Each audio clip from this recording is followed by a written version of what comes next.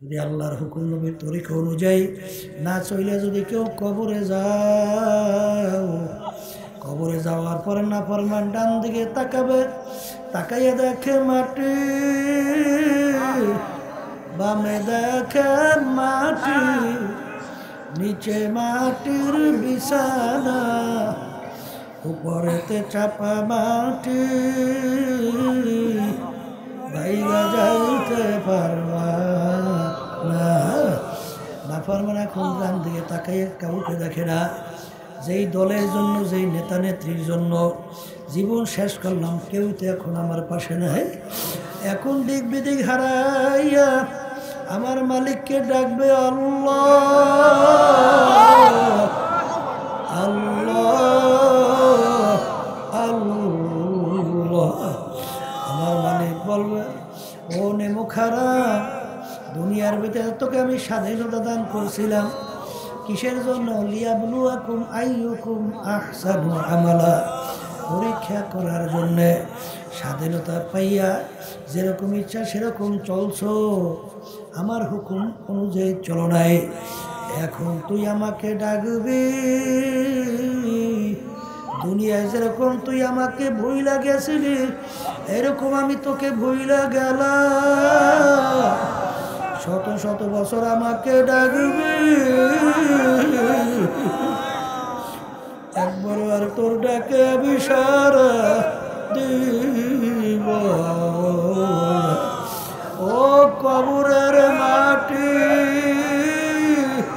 নাফরমানকে দুই পাশ থেকে এমন ভাবে চাপ মারো, এক পাজরে হাত দিয়ে অন্য পাজরের ভিতরে মিশিয়ে দাও, আমার কাছে কোনো খাতির হবে না। এই জন্য আমার ভাইদেরকে বলবো, পর্দারে মা বোনদেরকে বলবো, বাজান তোমার কবরে তুমি যাবা, আমার কবরে আমি যাব। তোমার কবরের প্রশ্নের উত্তর তুমি দিবা, আমার কবরের প্রশ্নের উত্তর আমি দেব। আর দুনিয়া মাজরাতুল আখিরা, দুনিয়াটুল আখিরাতের সম্বল সম্পদ কামাই করার জায়গা। বাজানদেরকে বলবো, সাধারণ দুনিয়ার একটু আগুনের ভিতরে আঙ্গুল ঢুকাইয়া দেখো, 1 মিনিট আঙ্গুল রাখার শক্তি দুনিয়ার কোনো মানুষের নাই। এ দুনিয়াদার পাগল, আল্লাহ রসুল বলেন দুনিয়ার আগুনের চেয়ে 70 গুণ তেজের আগুন জাহান্নামের আগুন। ওই আগুনের ভিতরে কিভাবে জ্বলবো বুঝা শুই না, তারপর মাওলার কবরে যাও। কারণ একবার যদি কবরে যায় কেউ ঠগ, আর দ্বিতীয়বার দুনিয়াতে এসে আপিল করিয়া জিতবার কিন্তু আর আশা নাই। আরে ও মুসাফির বান্দ গাঠুরি,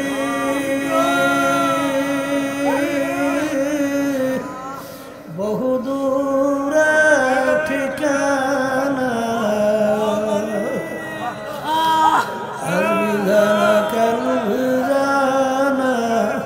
কবর আখের ঠিকানা। এ কবরের যাত্রীরা, যেই কবর তোমার আমার জন্য অপেক্ষা করতেছে, ওই কবরে তো বাতি নাই, ওই কবর তো সাথীও নাই, ওই কবরে তো বিছানাও নাই, ওই কবরে তো বালিশ নাই। এ কবরের যাত্রীরা, এমন জীবন তুমি করো হে গঠন, মরণে হাসিবে তুমি, কাঁদিবে ভুবন। ইয়া ফাতেমা তুয়ান ইজি নাফসাকে মিনান নার, হে ফাতেমা দুনিয়ায় থাকা অবস্থায় নিজে আমল করো, জাহান্নামের আগুন থেকে বাঁচো, এরপরে অন্ধকার কবরে যাইয়া শো। ফাতেমা যদি কবরে পরিচয় দাও আমি আখিরি জামানার নবীর মেয়ে, আল্লাহর রসুল বলেন ফাতেমা রে, এই পরিচয় কবরে কোনো কাজ হবে না। এখন নিজেকে নিজে প্রশ্ন করে, আল্লাহ রাসূল সাল্লাল্লাহু আলাইহি ওয়াসাল্লাম যদি তার নিজের মেয়ের ব্যাপারে কবরে কোনো নাজাতের গ্যারান্টি দিতে না পারে, তাহলে এমন কোন পীর আছে, এমন কোন বাবা আছে, এমন কোন দলের নেতা নেত্রী আছে যে আপনাকে আমাকে নাজাত করে জান্নাতের ব্যবস্থা কবরে করতে পারবে? মুখ খুলে বলেন, পারবে? হ্যাঁ, তাহলে পীরের কাজ কি? বলেন, কোরআন এবং হাদিস অনুযায়ী পথ দেখানো। বলেন বলেন বলেন ওই পথে চলা বা না চলার দায়িত্ব আপনার এবং আমার। আর মানজিলে মাকসুদে পৌঁছাবার মালিককে বলেন, কথা ঠিক কিনা? ওমর ফারুক রাদিয়াল্লাহু তাআলা আনহু অর্ধেক দুনিয়ার রাজত্ব করলেন, বাংলাদেশের মতো প্রায় 200 দেশের রাজা। কথা ঠিক কিনা? তিনি জেরুজালেম রওনা করছে। কোথায় যায়? উটের পিঠের ভিতরে আমিরুল মুমিনিন বসা, আর উটের রশি গোলাম টানতেছে। কিছুক্ষণ পর আমির ডাক দিয়ে বলে, হে গোলাম, তুমি এখন উটের পিঠে উঠবা আর আমি উটের রশি টানব। কে বলে? অর্ধেক দুনিয়ার রাজা, বাংলাদেশের তো প্রায় 200 দেশের রাজা। গোলাম বলে, আমির কি বলে? আমি বসবো উটের পিঠে, আপনি উটের রশি টানবেন। তিনি চিন্তা করছেন, আমিও তো মানুষ, আর গোলাম যে রশি টানে ও তো মানুষ। এখন আমির হুকুম করছে, নামাই না কোনো উপায় আছে? গোলাম উটের পিঠে উঠছে, আমির রশি টানে। আবার কিছুক্ষণ পর আমির উটের পিঠে ওঠে, গোলাম রশি টানে। পালাক্রমে আল্লাহর কুদরত, যখন জেরুজালেম পৌঁছল তখন উটের রশি টানার পালা পড়ছে আমিরুল মুমিনিনের। এখন লোকজন তো আমিরকে অভ্যর্থনা জানাবার জন্য অপেক্ষায় আছে। এই আহলান সাহলান আমিরুল মুমিনিন, বিভিন্ন কায়দায় নারায় থাকবে আল্লাহু আকবার। যখন উটের পিঠের কাছে আমিরকে নামাবার জন্য গেল, উটের পিঠ থেকে ডাক দিয়ে গোলাম বলে, আমি আমির না, আমির উটের রশি টানতেছে। কি কাকে বলে মানবিক মর্যাদা? কাকে বলে সাম্য? কাকে বলে ন্যায় বিচার প্রতিষ্ঠা? হ্যাঁ, হে আল্লাহর বান্দা, ভালো করে বুঝে। আমিনু কামা আমানা নাস। তোমরা ঈমান আনো সাহাবায়ে কেরাম যেভাবে ঈমান। সাহাবায়ে কেরামদের ঈমানটা কেমন ছিল আর আমাদের ঈমানের সাথে মুওয়াজানা করেন, একটু পরীক্ষা করে দেখেন যে ঈমান মওতের সময় টেকবে কিনা। আপনারা জানেন যে আমিরুল মুমিনিন যখন দেশ পরিচালনা করছেন, নীল নদী তার আয়ত্তের ভিতরে আসছে। নীল নদীর একটা নিয়ম ছিল, প্রতি বছর একটা সময় শুকাইয়া যাইত। কি হয়ে যেত? শুকাইয়া যেত। একটা যুবতী সুন্দরী মেয়েকে যদি নীল নদীর ভিতরে বলি দেওয়া হইতো জবাই, তাহলে নীল নদীর পানি জারি হইতো, নালে আসতো না। আর ওই পানি খেয়ে মানুষ বাঁচে, আর পানি দিয়ে ফসল হয়, মানুষ ফসল খেয়ে মানুষ বাঁচে। এখন যখন আমিরের নেতৃত্বে দেশ নীল নদী এসে গেছে, নিয়ম অনুযায়ী তো নীল নদীর পানি শুকাইছে। এখন নিয়ম কি? একটা সুন্দরী মেয়ে যুবতী কি দেওয়া লাগবে? বলি দেওয়া লাগবে। ইসলামে জায়েজ আছে না? হ্যাঁ, সম্পূর্ণ না জায়েজ না? এখন আল্লাহ মাফ করুক, আমাদের যুগে যদি হইতো তাহলে কত ফতুয়া যে বের হইতো, মাওলাই জানে। বলে এখন কি করা? একটা জানের বিনিময়ে লক্ষ লক্ষ জান তো আগে বাঁচান না। বর্তমানে বাংলাদেশ শতকরা 92 জনের মতো মুসলমান বসবাস করে। কথা কয় না? এই দেশের ভিতরে 51 বছরে মন্দের ভালো শেষ হয় না। 52 বছর পড়ছে এই মন্দের ভালো ফতুয়া। যেই দেশের ভিতরে এত মুসলমান, সেই দেশের ভিতরে এখন যদি মন্দের ভালো তালাশ করতে হয়, তো ভালোটা ভাবা কোন জায়গায়? আমাদের পাশের রাষ্ট্র ভারত না লন্ডন আমেরিকা না বিজাতিদের দেশ? কথা বলো। আর আমাদের দেশেই তো ভালো আছে, এই কথা কয় না? এই মন্দের ভালো এই ফতুয়া বেরিস, ওদিকে বলতেছে যে কি একটা জানের বিনিময় লক্ষ লক্ষ জান তো বাঁচা লাগে, ঠিক না? এই গভর্নর বলতেছে, বলো কি এটা তো ইসলামের ভিতরে জায়েজ নেই, এত কাজ করা যাবে না। তাহলে আমিরের কাছে জানতে হবে। আমিরের কাছে সংবাদ পৌঁছিস, আমিরুল মুমিনিন ওমর ফারুক রাদিয়াল্লাহু তাআলা যখন তার কাছে সংবাদ পৌঁছাইল, সে বলে কথার কথা, ইন্না লিল্লাহি, বল কি? হ্যাঁ, একটা মেয়ে জবাই করতে হবে, তারপর পানি আসবে। তাহলে মেয়ে জবাই দেওয়ার মধ্যে ক্ষমতা আমার আল্লাহর ক্ষমতা গেল কোথায়? ইমানের অবস্থা মুয়াজানা করেন, ইমানের অবস্থা প্রয়োগ করেন। আর তোমার আমার ইমানের অবস্থা দেখো। আমিরুল মুমিনিন বলে এটা হতেই পারে না। তখন তিনি নীল নদীর কাছে চিঠি লেখে। ওকে সুবহানাল্লাহ আলহামদুলিল্লাহ কেউ মুখ বন্ধ করে দেখলে সব ঢোকে। হ্যাঁ, সুবহানাল্লাহ আলহামদুলিল্লাহ আল্লাহু আকবার বলা লাগে না? এই নীল নদীর কাছে চিঠি লেখে, এ নীল নদী, তুমি যদি আল্লাহর হুকুমে জারি হও তাহলে জারি হয়ে যাও, আর যদি আল্লাহর হুকুমে তুমি জারি না হও তোমার পানি আমাদের লাগবে না। এই চিঠি নিয়ে নীল নদীর ভিতরে ফেলাও। এই যদি বর্তমানে এক শ্রেণীর আছে না, দেখলে করে আগে শুনছি মুসলমান পাগল হয়েছে, দিয়ে আসছে পাগল। নদীর কাছে চিঠি লেখে আর সুস্থ মানুষে লিখতে পারে? হ্যাঁ, চিঠি লাগছে নীল নদী, আল্লাহর হুকুমে জারি হলে হও, নাহলে লাগবে না পানি। নিয়ে পানি ফেলাও, চিঠি নিয়ে নীল নদীর ভিতরে ফেলাও। নীল নদীর ভিতরে পানি, এই চিঠি ফালাইতে দেরি, ফালানোর সঙ্গে সঙ্গে সোম সোম কইরা নীল নদী পুরা পানিতে পরিপূর্ণ। ওই যে নীল নদী পানিতে ভরছে আজ পর্যন্ত আর শুকায় না। এর নাম হলো ঈমান। এর নাম কি? আমিনু কামা আমানান নাস। আমার আল্লাহ বলে ঈমান আনো।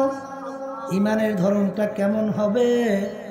সাহাবায়ে কেরামরা যেভাবে ঈমান আনছিল, কথা ঠিক কিনা? হুব্বু ফিল্লাহ বুগযু ফিল্লাহ, মুহাব্বত করবেও আল্লাহর জন্যে, মুহাব্বত ছাড়বেও কার জন্যে? ওই প্রকার লোককে আমার মালিক ডাইকা তার স্পেশাল আরশের ভিতরে ছায়াদান করবে।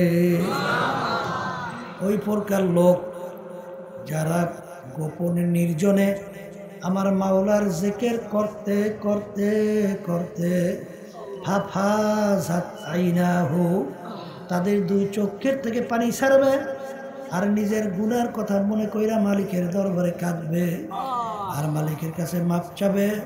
ওই জাকিরিনকে আমার মালিক ডাইকে তার স্পেশাল আরশে ছায়াদান করবে। এক শ্রেণী আমার বাজানরা আছে, তারা তো আল্লাহর জিকির করেই না, বরঞ্চ যারা আল্লাহর জিকির করে বন্ধ করার চেষ্টা করে, ঠিক কিনা?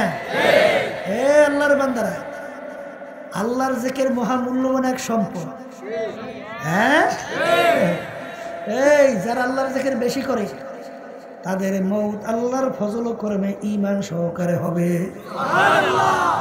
কারণ বাদাম বিক্রিতে বাদাম বিক্রি করে, সারাদিন রাস্তায় রাস্তায় বাদাম বাদাম কইয়া চিল্লায়, ঘুমের ভিতরে অনেক সময় বাদাম বাদাম কইয়া চিৎকার মারে, কি মারে না?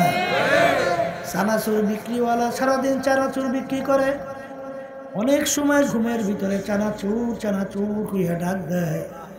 যেই আল্লাহর বান্দা বান্দি রাস্তায় হাঁটে, জমিনের ভিতরে কাজ করে আর আমার মালিককে ডাকে আল্লাহ আল্লাহ আল্লাহ, ওই আল্লাহর বান্দা বান্দি ঘুমের মধ্যেও আল্লাহ আল্লাহ আল্লাহ কইয়া চিৎকার মাইরা ওঠে।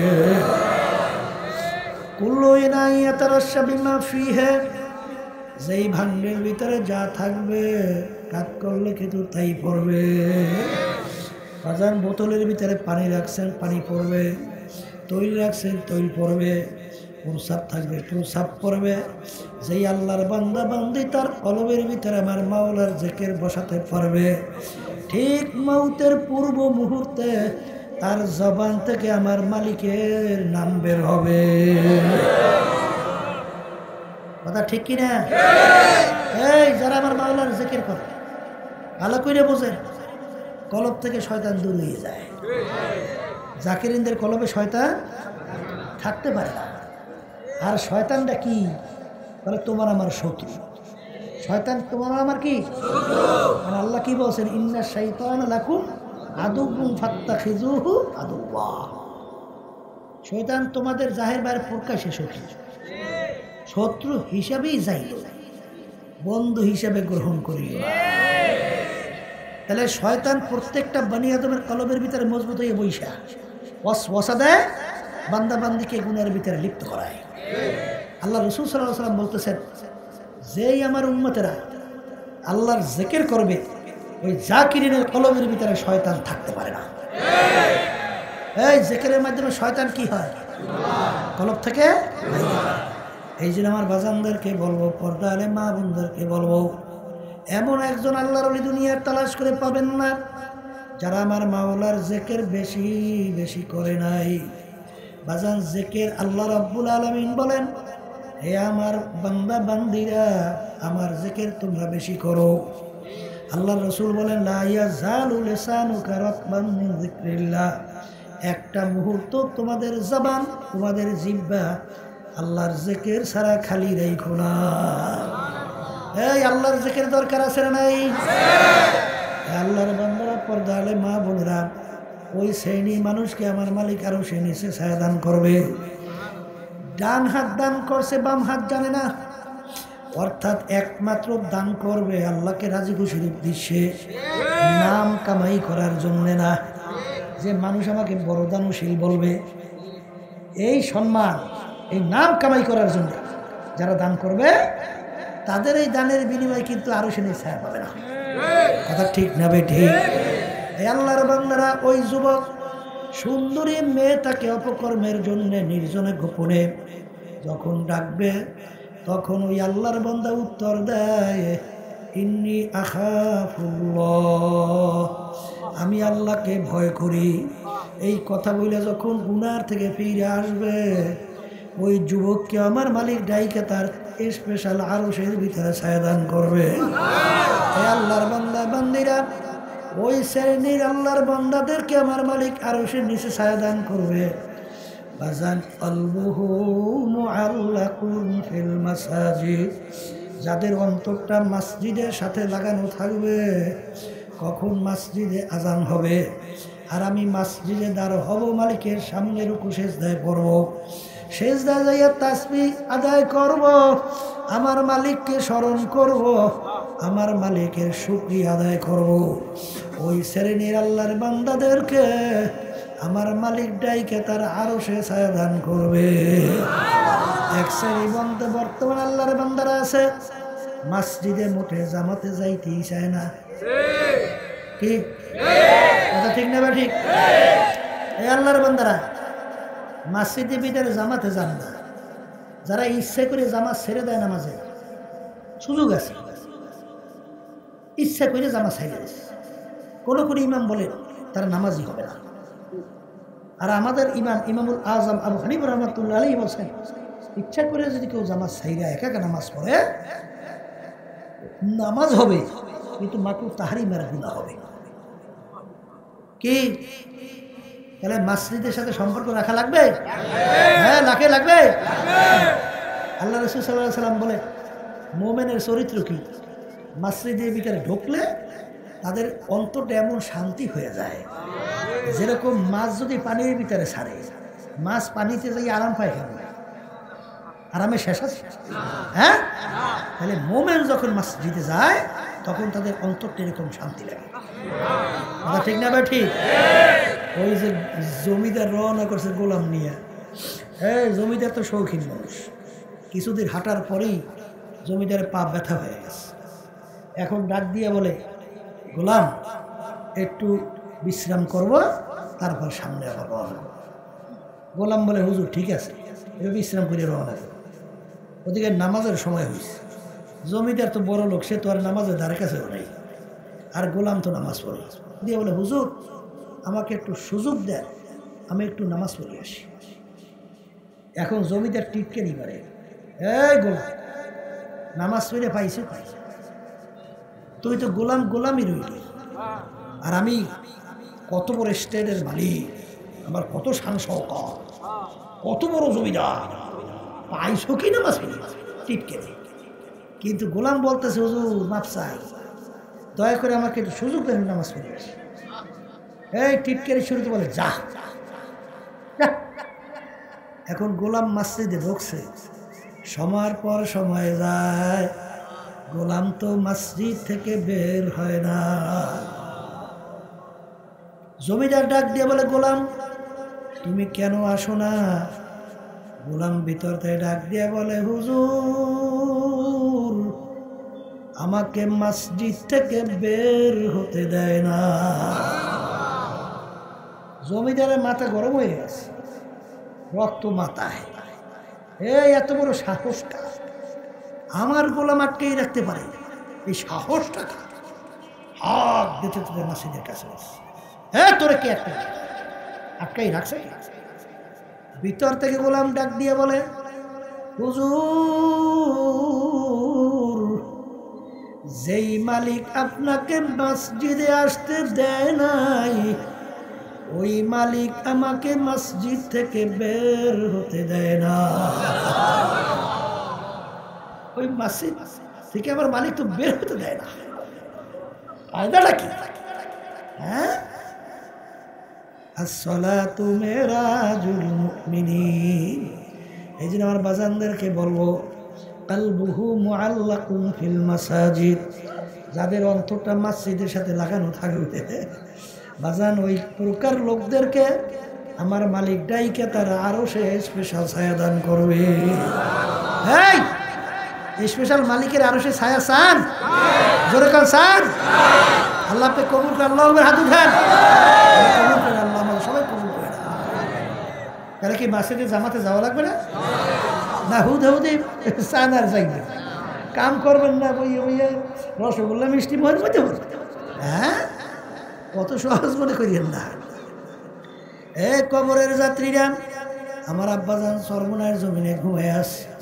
আমার আব্বাজান বলতেন, বাজান দুনিয়ার ভিতরে যে কোনো একটা কাজের, যে কোনো একটা ব্যবসার উপযুক্ত একটা মৌসুম সময় আছে না নাই? জোরে কান আছে না? যেমন কৃষকরা ধান লাগায় চরের মধ্যে, চরের ভিতরে ধান লাগানো একটা মৌসুম আছে না? জোবা আছে না? জোবা জোবা কেউ যদি বেজোবায় ধান লাগায়, ধান ভালো হয়? জোবা অনুযায়ী ধান লাগার লাগে। এই জেলেরা নদীর ভিতরে মাছ ধরে, যে কোনো সময় জাল ফালাইলেই হয় না? জোবা অনুযায়ী জাল ফালানো, এছাড়া মাছ পায়। এইরকমভাবে কাপড় ব্যবসায়ী, তার ব্যবসার উপযুক্ত সময় কিন্তু রমজান মাস, ঠিক কিনা? যারা ন্যাক কামাই করতে চান, তাদের ন্যাক কামাই করার উপযুক্ত মৌসুম হইল রমজান মাস। সবাই বলেন সুবহানাল্লাহ। এই রমজান মাস আসতে আছে, ঠিক না? উপযুক্ত সময় কি এমনি রমজানে ন্যাক কামাই করা?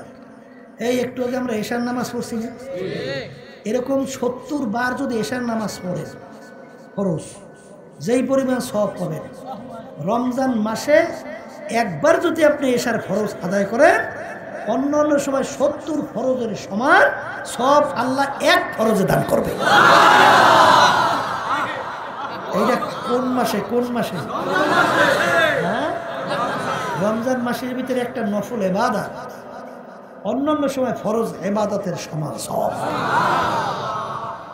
কি নেক কামাই করার উপযুক্ত সময় না? রমজান মাসের ভিতরে এমন একটা রাত্রি, যেই রাত্রি সম্পর্কে আমার মাওলা নিজে বলছেন, খায়রুম মিন আলফি শাহরিন, 1000 মাসের চেয়ে উত্তম। সুবহানাল্লাহ। 1000 মাস হিসাব করলে দেখা যায় 83 বছর 4 মাস হয়। 83 বছর 4 মাস।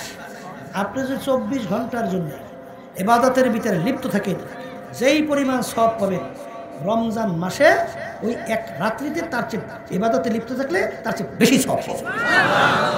এই রাত্রিটা কোন মাসে? আসতে কম। এই 83 বছর 4 মাস বয়স পাবেন, লোকের সংখ্যা কম না? হ্যাঁ, তাহলে আপনি এক রাত্রি যদি ইবাদতে লিপ্ত থাকেন, 83 বছর 4 মাস ইবাদতে লিপ্ত হলে যেই পরিমাণ সওয়াব পাবেন, ওই এক রাত্রিতে তার চেয়ে বেশি পাবেন।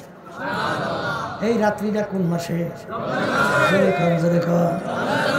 রমজান মাসে গুরুত্ব বোঝাতে যে আল্লাহ রাসূল বলছেন, সাহাবায়ে কেরামদেরকে নিয়ে দোয়া করছেন, আল্লাহুম্মা বারিক লানা ফি রজব ওয়া শাবান ওয়া বাল্লিগনা রমাজান। হে আমার মালিক, আপনি আমার হায়াতকে বাড়াইয়া রমজান পর্যন্ত পৌঁছাইয়া দেন। আল্লাহ আমাদের সবাই হায়াতকে বাড়াইয়া রমজান পর্যন্ত পৌঁছাইয়া দেন। কথা ঠিক না? ঠিক। হে কবরের যাত্রীরা, আল্লাহর বান্দারা, পর্দা আলে মা বোনেরা, ভালো কইরা মনকে বুঝাও। এই রমজান মাসের ফজিলত বাজার কিতাবের ভিতরে আসছে। একটা রোজা যদি কেউ ইচ্ছা করে ছেড়ে দাও, যতদিন বাইচা থাকবা ততদিন যদি তুমি রোজা রাখতে থাকো, রমজান মাসের একটা রোজার সমান ফজিলত কোনোদিন পাবা না। এই কথা শোনার পরে আমার বাজানদারকে পর্দালে মা বোনেরা শুনতেছেন যে হুশ থাকতে, জীবন থাকতে এই একটা রোজাও ছাড়বেন না, এরকম নিয়ত কারা কারা করতে পারেন? হাত উঠান, নারায়ে তাকবীর। আল্লাহ দেখুক, কেউ বাদী আছে না সবাই আছে? আলহামদুলিল্লাহ, হাত নামান। আল্লাহ আপনি কবুল করে নেন।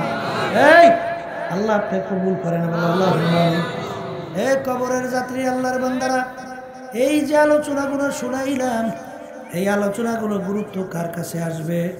বলে যারা মানুষ। বাজান মানুষের সুরাত হইলে মানুষ হওয়া যায় না। বাজান আবু জাহালও কিন্তু মানুষের সুরাতে মানুষ, কিন্তু ওই মানুষটা কুত্তা, শিয়াল, শুয়ারের চেয়েও খারাপ। আল্লাহ রাসূল সাল্লাল্লাহু আলাইহি ওয়াসাল্লামকে দেখতে আবু জাহালকে দেখতে কোনো পার্থক্য নাই, কিন্তু আল্লাহ রাসূলের নাম শুনলে দুরূদ শরীফ পড়া ওয়াজিব হইয়া যায়। এই জন্য আমার বাজানদেরকে বলবো, পর্দারে মা বোনদেরকে বলবো, এই আল্লাহর বান্দারা, কবরের যাত্রীরা, যদি আল্লাহর হুকুম নবীর তরিকা অনুযায়ী না চলে যদি কেউ কবরে যাও, কবরে যাওয়ার পরে না ফরমান ডান দিকে তাকাবে, তাকাইয়া দেখে মাটি, বামে দেখে মাটি, নিচে মাটির বিছানা, উপরেতে চাপা মাটি, বাইরে যাইতে পারবা না। নাফরমান এখন ডান দিকে তাকাইয়া কাউকে দেখে না। যেই দলের জন্য, যেই নেতা নেত্রীর জন্য জীবন শেষ করলাম, কেউ তো এখন আমার পাশে নাই। এখন দিক বিদিক হারাইয়া আমার মালিককে ডাকবে, আল্লাহ আল্লাহ আল্লাহ। আমার মালিক বলবে, ও নেমো খারাপ, দুনিয়ার ভিতরে তোকে আমি স্বাধীনতা দান করছিলাম, কিসের জন্য? লিয়াবলুয়াকুম আইয়ুকুম আহসানু আমালা, পরীক্ষা করার জন্যে। স্বাধীনতা পাইয়া যেরকম ইচ্ছা সেরকম চলছো, আমার হুকুম অনুযায়ী চলো নাই। এখন তুই আমাকে ডাকবি, দুনিয়ায় যেরকম তুই আমাকে ভুইলা গেছিলি, এরকম আমি তোকে ভুইলা গেলাম। শত শত বছর আমাকে ডাকবি, একবার আর তোর ডাকে আমি সারা দিব। ও কবরের মাটি, নাফরমানকে দুই পাশ থেকে এমন ভাবে চাপ মারো, এক পাজরে হাত দিয়ে অন্য পাজরের ভিতরে মিশিয়ে দাও, আমার কাছে কোনো খাতির হবে না। এই জন্য আমার ভাইদেরকে বলবো, পর্দারে মা বোনদেরকে বলবো, বাজান তোমার কবরে তুমি যাবা, আমার কবরে আমি যাব। তোমার কবরের প্রশ্ন উত্তর তুমি দিবা, আমার কবরের প্রশ্নের উত্তর আমি দেব। আর দুনিয়া মাজরাতুল আখিরা, দুনিয়াতুল আখিরাতের সম্বল সম্পদ কামাই করার জায়গা। বাজানদেরকে বলবো, সাধারণ দুনিয়ার একটু আগুনের ভিতরে আঙ্গুল ঢুকাইয়া দেখো, 1 মিনিট আঙ্গুল রাখার শক্তি দুনিয়ার কোনো মানুষের নাই। এ দুনিয়াদার পাগল, আল্লাহ রসুল বলেন, দুনিয়ার আগুনের চেয়ে 70 গুণ তেজের আগুন জাহান্নামের আগুন। ওই আগুনের ভিতরে কিভাবে জ্বলবো বুঝা শুই না, তারপর মাওলার কবরে যাও। কারণ একবার যদি কবরে যায় কেউ ঠগ, আর দ্বিতীয়বার দুনিয়াতে এসে আপিল করিয়া জিতবার কিন্তু আর আশা নাই। আরে ও মুসাফির বান্দ গাঠুরি